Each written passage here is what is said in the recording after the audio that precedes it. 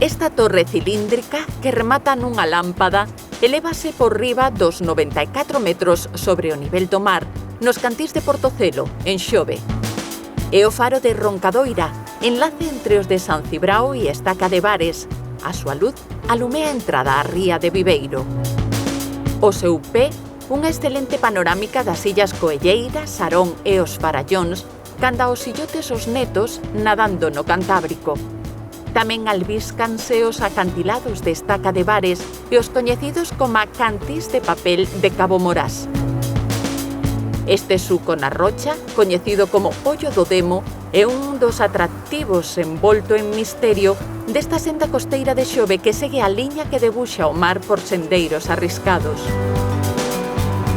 A ruta marítima ten o seu punto de descanso no Banco do Nacente, situado nun lugar estratéxico con excelentes vistas ao balance das augas salgadas do Cantábrico, un asento para mirar devagar por mar.